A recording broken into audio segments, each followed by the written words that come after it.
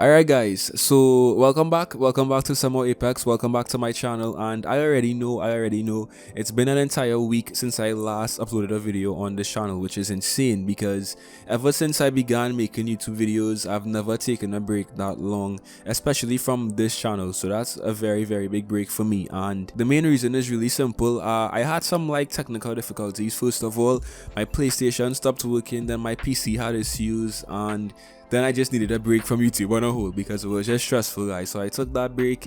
We're back now, fully rejuvenated, and we have some very big videos in the works. And today's video will kick things off because while I've been away from YouTube, I've also been away from actually playing Apex. I haven't been playing Apex much at all since, Season 8 dropped. I've been watching some streams and watching some content as well, and just generally keeping up to date with trends and stuff about Apex. And I've noticed one very big thing about this game, and I want to make a full video on this, right? And this is the rise and fall and rise again of Apex Legends.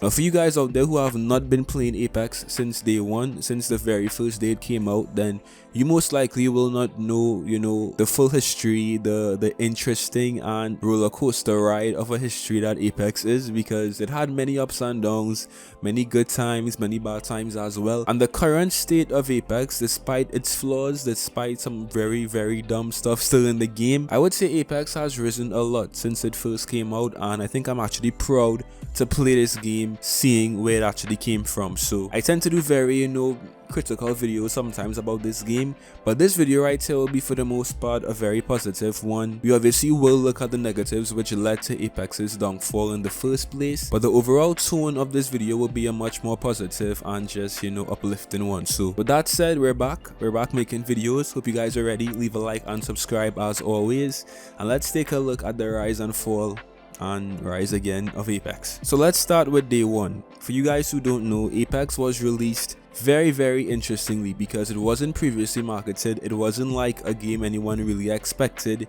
Apex was just released. A very cryptic message was posted about a Battle Royale game being made by Respawn, the same studio that basically made Titanfall 1 and Titanfall 2, and Titanfall has been crowned as one of the best FPS games of this decade. So of course everyone was really excited to see what Respawn was working on. Then all of a sudden, Apex dropped. Now, when Apex first dropped, it was basically the biggest FPS game, the biggest Twitch game for a couple of days, right? EA put so much money behind Apex as well, and it was kind of, back then dubbed the Fortnite killer, which obviously looking back was dumb because Apex and Fortnite are two very different games, and the kind of people, the demographic that actually plays Fortnite most likely doesn't even touch Apex, and vice versa. So Apex was huge. It had so many viewers and stuff right out of the gate, and about a couple of weeks into the game's life cycle, we saw a huge drop in its popularity. Now you guys may have perceived this huge drop in popularity in YouTube viewers, in Twitch viewers, as the first sign of Apex dying out or failing, and I saw so many videos back then talking about how Apex has failed and Apex is dead, Apex is dying. It had so many videos talking about the death of Apex around this time because of those stats. But honestly guys, this was when the true Apex fan base, the true Apex community was building. And once all of the hype around the game kind of died away, we then had the chance to really inspect the game and see what Respawn had to offer and what type of game this would be, what space it would occupy in the Battle Royale genre of games. So that was basically season 0 of Apex, just trying to find out what the hell is this game and where does it fit in. Then we had season 1, which was the first major content drop for Apex. Respawn introduced a brand new legend who was Octane. We had the battle pass, the meta had some changes as well, and this was the first major content update, the first seasonal update for Apex Legends. And honestly guys, it wasn't taken too well. People were still saying that Apex lacked content, it still wasn't saturated enough, and while the game was still growing and still building and still trying to find its its true fan base, I feel like season 1 was honestly just a stepping stone for season 2, because when Respawn dropped season 2, that was when things really began to change and Apex began to really find its footing. Season 2 dropped back in 2019 and we had so much more content. We had Watson, who was a brand new legend. There was a new gun, the L-Star. There was also new hop-ups, the Hammer Point rungs and the Disruptor rungs as well. There were also 2 new events in Season 2, which was the Iron Crown event and the Void Walker event. And during this season, we really got to see a lot of community growth, a lot of community feedback, a lot of people began to really, love Apex. So Season 2 was a huge tipping point in Apex's life cycle. At this time, Apex was still a growing game. It was still rising. It was still gaining popularity as well. Obviously, it still had, everyone basically knew what Apex was because of the huge launch it had. But Apex was still very much a new game. It was an infant, kind of, and it was still building like, a supporter base and a fan base as well. So it was still fresh. Then came the biggest content drop since Apex came out, and this was Season 3, which was when I began to make Apex videos and when I began to really take this game seriously. Season 3 was huge. Season 3 was the first brand new map we got to see, which was obviously World's Edge. We got to see Crypto as well. There was a brand new weapon, the Charge Rifle. There was more content, and I would say many people regarded Season 3 as one of Apex's peaks as well. People for the most part really liked to play on World's Edge. Skill-based matchmaking still wasn't really heavily in this game as yet around Season 3, so it was still really fun, and Apex had basically hit another peak.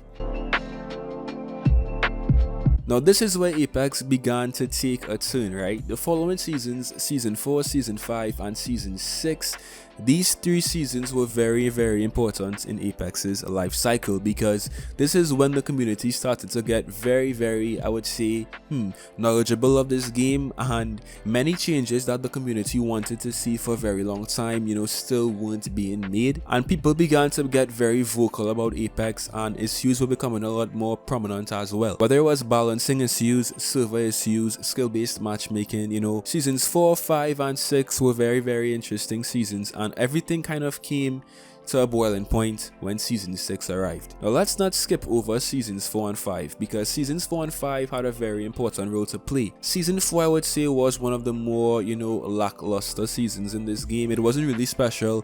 We got Revenant, he had a very interesting backstory, but the gameplay of Apex, it was kind of just, meh. It wasn't really that much that took place in Season 4. Season 5 kind of improved because, there was, I would say, more in-game changes. There was obviously a big UI change when looting and stuff. We also had a brand new legend who was Loba, and Loba kind of like revitalized Apex in a way because of her lore and because of her backstory. Like, she really was one of the most interesting legends so far, especially because her backstory and Revenant's backstory were also intertwined. So there was a lot of hype for Season 5. Towards the end of Season 5 though, Apex was in a very, rocky state. Like, people wanted to see changes, and Respawn did give them changes in Season 6, but it just didn't really turn out to be the changes that everyone wanted to see. The brand new map Olympus was supposed to drop during Season 6, but I'm guessing because of, what was taking place in the world, the big pandemic, of course, I won't say the actual word because YouTube most likely will demonetize this video, but the pandemic obviously caused some delays and some, disruptions in the whole development process. So for Season 6, I would say Apex began to fall. This was one of the weakest seasons in terms of content, in terms of,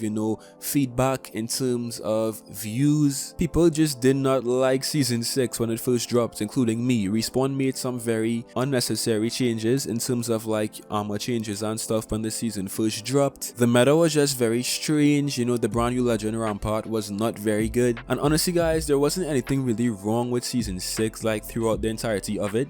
It was just really boring. It was a very boring and uninteresting season, and things were looking very bleak for Apex. Many pros left, many content creators left as well, and honestly guys, the future for Apex around this time was very uncertain, and I would say that Apex definitely had a huge fall, and it took a huge hit during Season 6.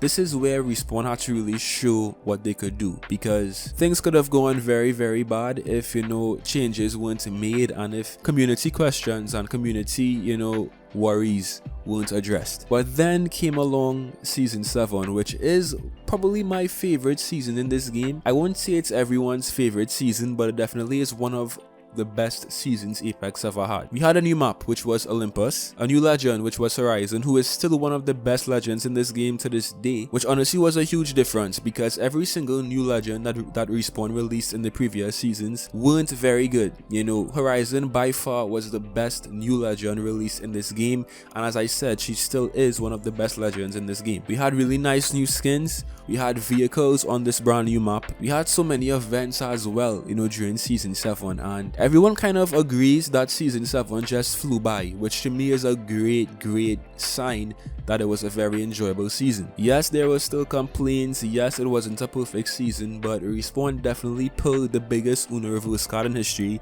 because going from season 6 to season 7, Apex was completely transformed. This is when Apex began to rise again. It wasn't a dead game anymore, it wasn't dying anymore. The future for Apex was looking bright with season 7, and it actually gave the game so much more momentum as well. So now as we're standing in what, the 3rd week of season 8, views are up on Twitch. Apex is doing great right now on Twitch. Respawn is also being very vocal and responsive to the community. I feel like Apex is just overall in a very good state now, and all of those mishaps, all of those errors that Respawn made led us to a very good place. So I would basically say Apex was rising between season 1 and season 3. It fell between season 4 and season 6, and season 7 kind of, you know, marked the rebirth of Apex, and it basically showed all of us that this game still has huge potential, and it showed us why we still love to play it over every single other Battle Royale game out right now. The gunplay, the vibes.